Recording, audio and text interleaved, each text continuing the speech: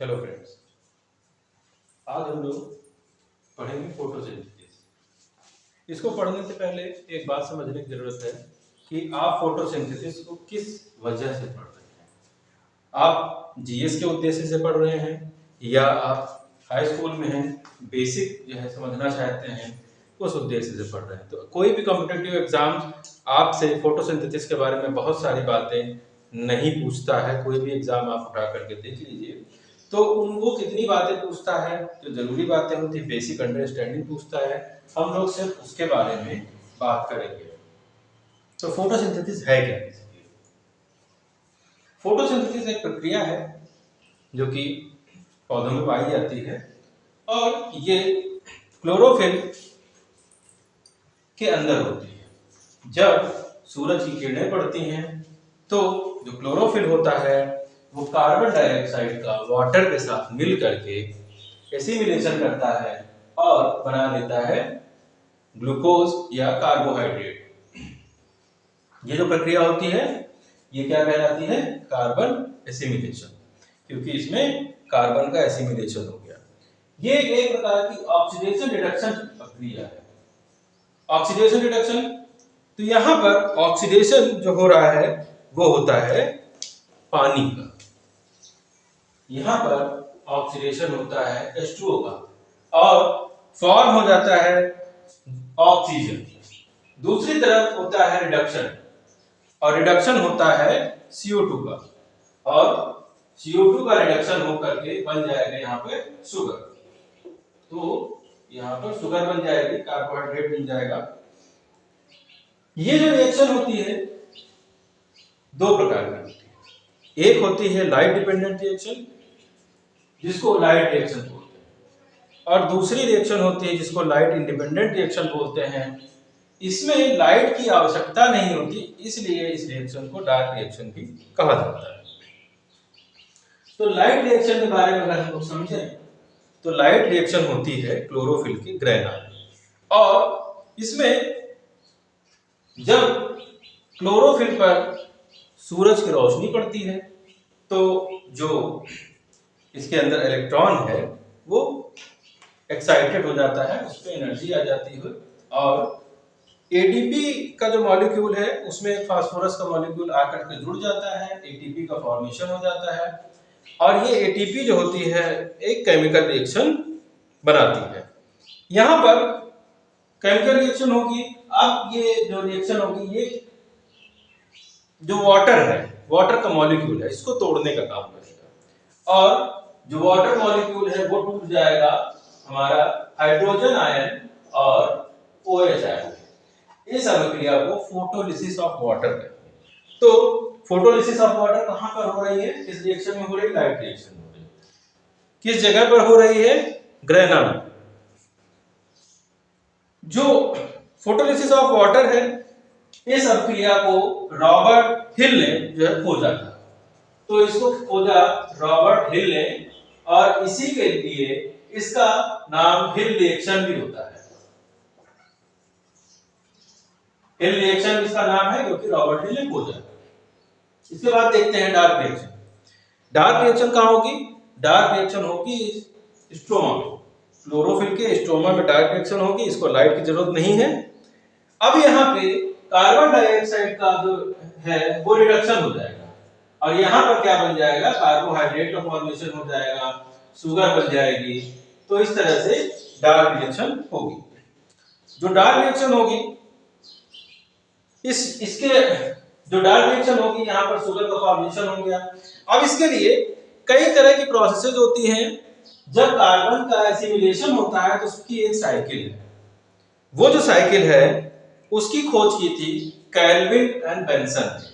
तो kelvin and Benson ने इसकी खोज की थी। एक लंबा प्रोसेस है, इसमें कई जगह पर एटीपी जनरेट होती है, ली जाती है, एनएडीपी, एफएडी, इलेक्ट्रॉन आते हैं जाते हैं। इस रिएक्शन की आपको जरूरत नहीं है, आपको इतना पता होना चाहिए कि इसकी खोज की थी कैल्विन एंड बेंसन ने। और इस रिएक्शन को जो है क्लोरेला में, जो कि एक एल्गी होती है, उसमें एक्सपेरिमेंट करके खोजा गया था। और इसके लिए केल्विन एंड बेंसन को 1961 में नोबेल प्राइज भी मिला था। अब जो ज्यादातर पौधे होते हैं वो C3 प्लांट कहलाते हैं। नॉर्मल प्लांट जो है वो C3 प्लांट है। ये C3 प्लांट क्या है? कार्बन का जब कार्बन डाइऑक्साइड का एसिमिलेशन करेंगे तो 3 कार्बन का मॉलिक्यूल बनाते हैं और वो होता है फॉस्फोग्लिसरेलिक एसिड। तो 3 कार्बन का मॉलिक्यूल बनेगा फॉस्फोग्लिसरेलिक एसिड, इसीलिए ये सारे प्लांट कहलाते हैं C3 प्लांट। अब सब में C3 प्लांट नहीं पाए जाते, कुछ प्लांट जो होते हैं वो C4 प्लांट होते हैं। अब ये C4 प्लांट कौन से प्लांट होते हैं? तो C4 प्लांट वो प्लांट हैं जब कार्बन के एसिमिलेशन में ऑक्जेलो एसिटिक एसिड का फॉर्मेशन होगा, जो कि 4 कार्बन का कंपाउंड है। तो इस तरह के जो साइकिल होगी तो ऐसे प्लांट को C4 प्लांट कहा जाएगा। जो मोनोकॉट्स होते हैं, मोनोकॉट जैसे कि आप दूब घास ले लीजिए, गन्ना ले लीजिए, मक्का, ज्वार, मोथा, चौराई, ये सारे जो घास और जो है मोनोकॉट्स हैं, इनके अंदर C4 साइकिल पाई जाती है। ये फोटोसिंथेसिस इनके अंदर ज्यादा बेहतर होती है, इसमें एफिशिएंसी ज्यादा होती है। इसके बाद अगले जो प्लांट्स हैं वो सकुलेंट्स।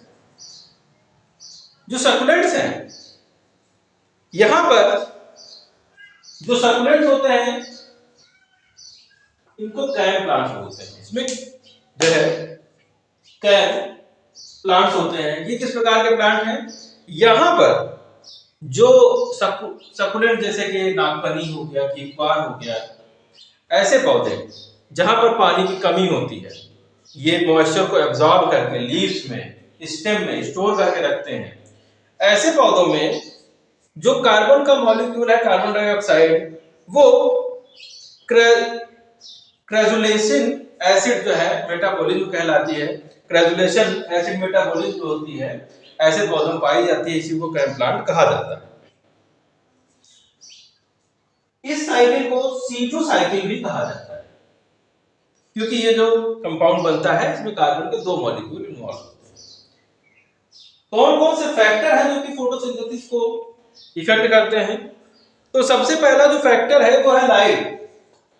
तो अगर हम लोग बात करें लाइट की, तो विजिबल स्पेक्ट्रम जो होता है वो जरूरी होता है किसके लिए? फोटोसिंथेसिस के लिए। तो जो विजिबल स्पेक्ट्रम है ये फोटोसिंथेसिस के लिए जरूरी है। जो फोटोसिंथेसिस है वो ना तो होगी अल्ट्रावायलेट रेज में और ना होगी इंफ्रारेड में। और विजिबल स्पेक्ट्रम में भी सबसे ज्यादा जो मैक्सिमम फोटोसिंथेसिस होगी वो होती है रेड कलर में, इसमें मैक्सिमम होगी। इसके बाद ब्लू में उससे कम होगी और ग्रीन में तो बिल्कुल नहीं होगी। ग्रीन में कोई फोटोसिंथेसिस नहीं होगी। अब कुछ पौधे होते हैं जो छाया को पसंद करते हैं, छाया प्रिय पौधे हैं, इनको स्कियोफाइट्स कहा जाता है। और वो पौधे जो कि धूप को पसंद करते हैं उनको हेलियोफाइट्स कहा जाता है। बात करते हैं टेम्परेचर की, तो टेम्परेचर जो सुटेबल है, दूसरा जो फैक्टर है वो है टेम्परेचर। टेम्परेचर जो सुटेबल है वो है 35 से लेकर 35 डिग्री तक का, और 30 से लेकर 35 डिग्री तक का जो टेम्परेचर है मैक्सिमम, इसमें फोटोसिंथेसिस जो होती है वो मैक्सिमम होती है। इसके बाद अगर 40 डिग्री टेम्परेचर हो गया तो यहाँ पर जो एंजाइम्स है वो डीनेचर्ड होना शुरू हो जाएंगे, तो फोटोसिंथेसिस की प्रोसेस रुकने लगेगी, स्टॉप हो जाएगी। अगला जो फैक्टर है वो है कार्बन डाइऑक्साइड। कार्बन डाइऑक्साइड हमें मालूम है कि इसकी जो मात्रा होती है वो 0.03% होती है एनवायरनमेंट में, और ये बेसिकली होती है 300 ppm। 300 ppm मतलब 300 पार्ट्स पर मिलियन। इसकी मात्रा जब बढ़ेगी तो फोटोसिंथेसिस बढ़ती है, लेकिन अगर ये बढ़ते बढ़ते 0.09 तक अगर पहुंच गया तो इसका मतलब है कि यहाँ पर अब ये हानिकारक हो जाएगी, टॉक्सिक हो जाएगी। अब यहाँ पर जो है ये बढ़ने की बजाय उल्टा नुकसान कर जाएगी। जो फोटोसिंथेसिस होती है मैक्सिमम वो एक्वाटिक एनवायरनमेंट में होती है। 90% फोटोसिंथेसिस एक्वाटिक एनवायरनमेंट में होती है और उसमें भी 85% जो होती है वो सी एल्गा के द्वारा की जाती है और 5% जो होती है वो रिवर में की जाती है। Thank you.